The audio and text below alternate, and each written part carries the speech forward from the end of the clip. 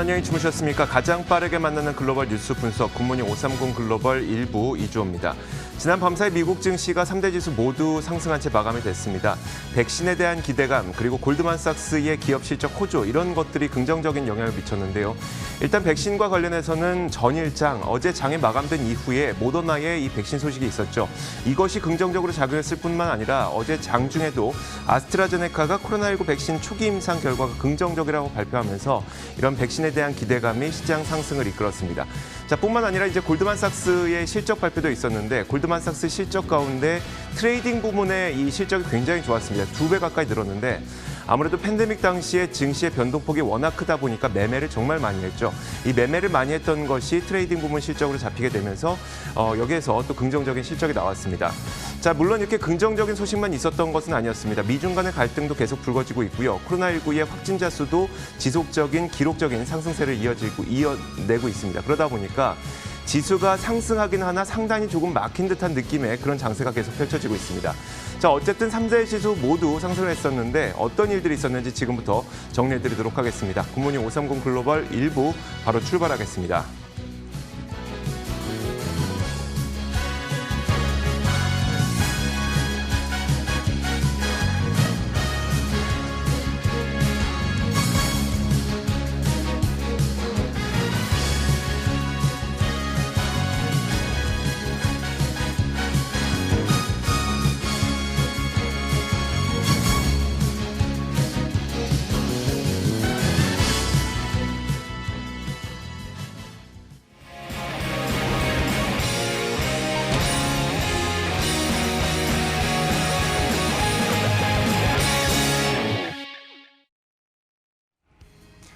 자, 미국 증시 마감 동향부터 확인해 보도록 하겠습니다. 클로징 벨 나옵니다. 장혜진 앵커 3대 지수가 어떻게 마감됐는지부터 정리해 볼까요? 네, 현지 시간 15일 미국 3대 지수는 일제히 상승 마감했습니다. 시장은 코로나19 백신에 대한 기대와 대형 은행들의 실적 호조에 힘을 받은 모습이었는데요. 여러 호재를 짚어보기 전에 이 코로나 상황 확인해 보고 가야겠죠. 미국에서는 코로나19 일일 신규 확진자가 6만 7천 명을 넘어서면서 또 한 번 사상 최고치를 기록했습니다.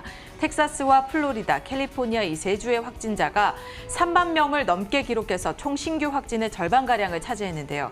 다만 백신 소식이 악재를 상쇄시켜주는 모습이었습니다. 어제 발표된 미국의 제약사 모더나의 긍정적인 결과에 대한 모멘텀이 오늘장까지 이어지면서 시장을 지지해주는 모습이었고요. 앤서니 파우치 박사는 이 백신이 아주 충분한 수준의 중화 항체를 유도할 수 있다는 게 명확하다라고 말을 했습니다. 영국에서도 옥스퍼드 대학과 공동으로 개발 중인 아스트라제네카가 코로나19 백신의 초기 임상시험 결과가 조만간 발표될 것이라면서 결과가 긍정적이라고 전해서 기대감은 더욱 커지고 있는 상황입니다. 여기에 기업들도 양호한 실적을 발표하면서 주가를 끌어올려준 모습이었는데요. 골드만삭스는 2분기 순이익과 매출이 모두 지난해 같은 기간과 비교해서 늘었다고 밝혔고요. 순이익이 큰 폭으로 감소할 것이란 시장의 예상과 정반대의 결과를 내놓은 것인데요.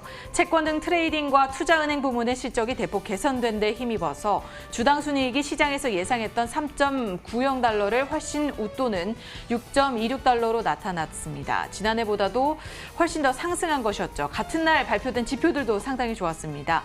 미국의 6월 산업 생산은 전월 대비 5.4% 증가해서 시장 예상치를 웃돌았고요. 6월 수입 물가 역시 지난달보다 1.4% 오르면서 2012년 3월 이후 월간 최대 상승률을 기록했습니다. 뉴욕 연은에서 발표한 7월 엠파이어 스테이트 지수 역시 17.4포인트 올라서 확장세로 전환한 모습이었습니다. 다만 미중 갈등이 계속해서 지속되고 있죠. 어제 트럼프 대통령은 홍콩 정상화를 위한 행정명령에 공식적으로 서명한 데 이어서 폼페이오 국무장관은 화웨이 경영진에게 비자 제한을 가하겠다고 나섰습니다. 여기에 중국 당국은 미국 기업 등에 대한 제재로 보복에 나서겠다라는 방침을 밝히면서 강하게 반발하고 있습니다. 보다 자세한 마감 상황도 함께 확인을 해보시죠. 다우지수 등락이 있었고 초반보다는 약간 빠진 모습이었는데요. 0.85% 올라서 26,870포인트에 거래 마쳤습니다. 이어서 나스닥 지수입니다. 0.6% 가까이 올랐죠. 1,550포인트 터치하면서 장을 마감했는데요. 장중에 하락 반전하기도 했지만 이내 반등에 성공하면서 상승폭을 유지해가는 모습이었습니다. 마지막으로 S&P 500 지수입니다. 0.91% 상승해서 3,226포인트에 안착했는데요. 오전장에서 내려갔지만 오후장에서 상승하면서 이 상승폭을 조금은 키운 모습이었습니다. 이렇게 3대 지수 일제히 상승하면서 이날 장을 마쳤는데요. 상품 시장은 어땠나요? 자, 상품 시장도 살펴보도록 하겠습니다. 국제 유가가 지난 밤 사이에 꽤 크게 올랐습니다. 거의 2% 가까이 상승했는데 몇 가지 이슈가 있었습니다. 그동안 시장이 주시하고 있었던 오펙 플러스 정상회담에서 감산량을 과연 축소할 것이냐, 이것이 가장 큰 관건이었었는데요. 실제로 축소하긴 했습니다만 그 축소의 그 양이나 어떤 시기가 굉장히 긴 시간에 걸쳐서 단계적으로 축소한다는 것이 그렇게 나쁘게 작용하지는 않았던 것으로 보입니다. 이뿐만이 아니라 한 가지 더 이슈가 있었는데요. 주간 원유 재고가 발표가 됐죠. 에너지정보청에서 발표한 주간 원유 재고가 750만 배럴 감소한 것으로 확인이 됐습니다. 이 역시 원유 수요가 그만큼 늘어나고 있다는 것으로 해석이 되면서 국제유가는 2% 가까이 올랐습니다. WTI 가격이 1.7% 오르면서 현재 선물시장에서 40.98달러에 거래가 되고 있습니다. 자, 이어서 금값 살펴보도록 하겠습니다. 큰 변화는 없었습니다만 금값이 강보합권에서 움직이고 있습니다. 자, 금값의 경우에는 요즘 증시가 오르면서 내려갈 법도 한데 내려가지 않고 1,800달러를 잘 지키고 있죠. 이것에 대한 몇 가지 이유가 있는데요. 최근 홍콩에 대한 특별지회 박탈, 또 비자를 제한하는 등 중국에 대한 미국의 강경 조치가 계속 이어나가고 있죠. 게다가 남중국해를 둘러싸고 있는 지정학적 리스크까지 있다 보니까 이런 것들이 금값을 하락시키지 못하고 있다는 분석이 나오고 있습니다. 금값은 증시가 상승함에도 불구하고 강보합권에서 머물면서 1,813.8달러에 마감이 됐습니다. 자, 이런 가운데 국채 금리 한번 살펴보도록 하겠습니다. 금리는 올랐습니다. 계속 이야기를 듣고 계시는 것처럼 백신에 대한 기대감이 이 금리를 올려놨다는 그런 분석인데요. 아무래도 금리는 미래 성장을 반영하게 되죠. 그러다 보니까 백신이 출시된다면 경제 활동이 정상화되고 이것은 성장으로 이어지게 됩니다. 이것이 금리를 올리면서 10년물 국채 금리가 0.637%까지 오른 채 마감이 됐습니다. 자, 마지막으로 달러 인덱스 살펴보겠습니다. 달러 약세는 계속 진행이 되고 있습니다. 지난 밤 사이에도 0.23% 소폭 내리면서 96.04에 마감됐습니다. 자, 이렇게 상품 선물 시장 살펴봤습니다. 글로벌 외신 확인하도록 하겠습니다. 자, 첫 번째 소식부터 한번 살펴보도록 할까요? 네, 11월 미국에서 대선을 앞두고 이 트럼프 대통령과 조 바이든 전 부통령이 치열한 접전을 벌이고 있습니다. 그런데 이 대선에서 굉장히 중요한 역할을 할 것으로 알려진 이 경합주에서 조 바이든 전 부통령 민주당 대선 주자가 트럼프 대통령과 비교해서 우위를 지속하고 있다라는 내용이 전해지고 있습니다. CNBC와 체인지 리서치가 4,300명을 대상으로 여론조사를 벌인 결과 6개 경합주에서 바이든 전 부통령은 트럼프 대통령을 모두 앞선 것으로 나타났는데요. 6개의 경합주는 아래와 같습니다. 아리조나와 플로리다, 미시간 등이 있는데요. 아리조나에서도 바이든이 51%로 약간의 더 우위에 있는 것으로 알려졌지만 이기고 있고요. 플로리다도 마찬가지로 50%를 차지하고 있고 미시간과 노스캐롤라이나, 펜실베니아, 위스콘신 등에서 모두 앞선 것으로 나타나고 있습니다. 반면에 이 트럼프 대통령의 국정 수행에 대한 지지율은 또 한 번 역대 최저치를 기록하고 있는데요. CNBC에서는 최근 미국 내에서 코로나19 확진자가 빠르게 급증하고 있는 이 경합주 아리조나와 플로리다주의 유권자들이 이 대선에서 굉장히 중요한 역할을 할 것으로 보인다고 설명을 했습니다. 위 6개 경합주에서 트럼프 대통령은 주식시장을 제외한 모든 분야에서 굉장히 낮은 점수를 받았고요. 그렇다고 경제와 관련한 국정 수행 지지율이 높은 건 아니었습니다. 개인의 재정에 대통령의 정책이 얼마나 도움이 되냐, 현 대통령의 정책을 말하겠죠. 여기에 대해서는 53%가 부정적이라고 말을 했습니다. 오늘은 11월이면 이제 4개월 정도를 앞두고 있는데요. 대선을 앞두고 트럼프 대통령과 바이든 전 부통령이 계속해서 치열한 접전을 벌일 것으로 예상되는 가운데 과연 어떤 결과가 나올지 계속해서 지켜봐야겠습니다. 자, 어젯밤 증시도 그랬지만 미국 증시가 상승은 하는데 계속 상단이 약간은 막히는 듯한 그런 움직임이 나타나고 있습니다. 과연 왜 그럴까요? 이 기사를 통해서 보면은 그 힌트를 좀 얻을 수 있을 것으로 보입니다.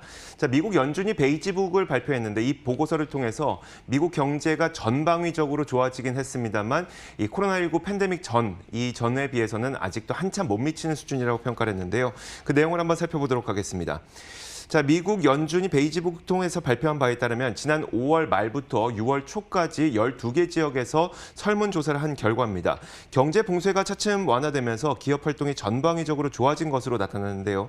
실업률에서부터 공장 가동률까지 이 자가 격리 조치가 풀리는 시기다 보니까 그 시기에 경제가 전반적으로 굉장히 개선이 됐다는 겁니다.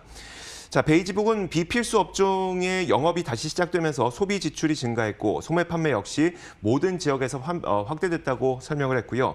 또 자동차 판매가 반등했고 식음료 매출도 꾸준히 증가하고 있다고 평가를 했습니다. 자, 이처럼 전방위적인 개선세가 나타나고 있지만 연준은 여전히 코로나19 이전에 비해서 한참 못 미치는 수준이라고 평가를 했는데 베이지북 보고서를 통해서 경제 활동이 거의 전 지역에서 개선됐지만 팬데믹 이전에 비해서 한참 못 미치고 있다 이렇게 평가를 내렸습니다. 그러면서 앞으로의 전망 역시 매우 불투명하다면서 팬데믹이 얼마나 길고 얼마나 크게 영향을 미칠지 알 수 없기 때문이라고 덧붙였는데 최근 시장이 상승세를 타고 있긴 하지만 자꾸 상단이 막히는 듯한 느낌이 나는 것도 이와 같은 영향이 있을 것으로 보입니다. 네, 다음으로 종목 소식 이어갑니다. 치폴레 소식인데요. 이 팬데믹에도 불구하고 소비 패턴에 잘 대응하고 있는 치폴레가 드라이브스루 매장을 증가시킴에 따라서 최대 10,000명을 추가적으로 고용하겠다라고 밝혔습니다. 이 디지털 주문, 즉 온라인 주문을 위한 드라이브스루 매장 수를 더 늘리면서 직원들이 더 많이 필요해졌다는 게 그 설명인데요. 코로나19에 따른 소비자들의 소비 패턴 변화에 맞게 굉장히 잘 대응을 하고 있다라는 분석이 나오고 있습니다. 이 소식에 힘입어서인지 치폴레는 이날 마감 기준으로 2.8% 가까이 오른 모습이죠. 치폴레는 이 신규 매장의 60%가 치포트 레인으로 불리는 드라이브스루 매장 창구를 포함하고 있을 것이라 전했는데 이 픽업 창구에서는 미리 온라인으로 주문을 하고 사람들과의 접촉을 최소화시켜서 음식을 픽업할 수 있다고 합니다. 당사에서는 이 치포트 레인을 운영하려면 따라서 더 많은 직원이 필요하다라고 덧붙였는데요. 팬데믹을 겪으면서 다인인, 이 매장 안에서 음식을 먹는 그런 패턴이 굉장히 줄어들고 대부분 문을 닫거나 수용 인원을 대폭 줄여야 하는 이런 가운데 드라이브스루 같은 경우는 사람들과의 접촉이 최소화돼서 그 중요성이 더욱더 강조되고 있는 그런 상황입니다. 인베스터즈 비즈니스 데일리에서는 이달 초에 미국 식당 체인이죠. 이 치폴레에 관해서 내년에는 106% 증가세로 매출이 돌아설 것이다라고 전망을 하기도 했습니다. 단기적으로는 코로나19의 여파로 조금 힘들 수는 있겠지만 장기적으로 봤을 때는 치폴레가 굉장히 선방할 것으로 분석이 되고 있습니다. 자, 애플의 기업 가치가 올 연말이 되면 2조 달러에 육박할 것이라는 전망이 나왔습니다. 현재 애플의 기업 가치가 한 1조 7천억 달러 정도가 되니까 사상 최고가 행진을 달리고 있는 지금 기준으로 봤을 때에도 애플은 추가적으로 거의 20% 정도는 더 오를 수 있다는 그런 분석입니다. 웨드부시의 댄 아이브스의 전망인데요. 지금 화면에서 나오고 있는 이 핑크색 자켓을 입고 있는 이 인물이 발표한 내용입니다. 바로 댄 아이브스인데 워낙 애플과 테슬라와 같은 기술주들을 긍정적으로 좋게 보는 인물이기도 하고요. 이 관련된 기업들에 대한 분석을 많이 하는 인물이기도 하죠. 그는 애플에 대해서 두 가지 측면을 잘 봐야 된다고 설명을 했습니다. 이 두 가지 측면 가운데 먼저 첫 번째 측면이 바로 서비스 부문 매출인데요. 애플 TV나 애플 스토어, 애플 카드 이런 서비스 매출은 사실 팬데믹 당시에도 이 애플의 주가를 굉장히 잘 방어해줬다고 분석을 했습니다. 왜냐하면 워낙 구독 기반인데다가 언택트 서비스들이기 때문에 팬데믹 당시에도 애플 주가 하락을 잘 방어해줬다는 것이죠. 그런데 중요한 것은 이것보다도 더 중요한 게 바로 이 두 번째 측면입니다. 바로 아이폰 12의 슈퍼 사이클이라고 하는 건데요. 아직도 적어도 3억 5천만 명에서 약 9억 5천만 명 정도의 아이폰 유저들이 전 세계적으로 아직은 3년 반 동안 핸드폰을 교체하고 있지 않다는 겁니다.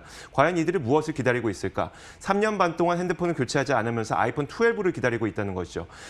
오는 9월에 이제 아이폰 12를 발표하게 된다면 이것이 만족스럽게 됐을 때 많은 사람들, 적어도 3억 5천만 명이 이렇게 핸드폰 교체를 할 수가 있기 때문에 이것이 이번 슈퍼 사이클의 핵심이라고 설명을 했습니다. 그러면서 베스트 케이스 시나리오에서 애플의 목표 주가를 525달러로 제시하면서 애플의 가치가 재평가될 단계다 이렇게 설명하기도 했습니다. 자, 이렇게 글로벌 뉴스 살펴봤습니다. 맨해튼 나우 이어가도록 하겠습니다.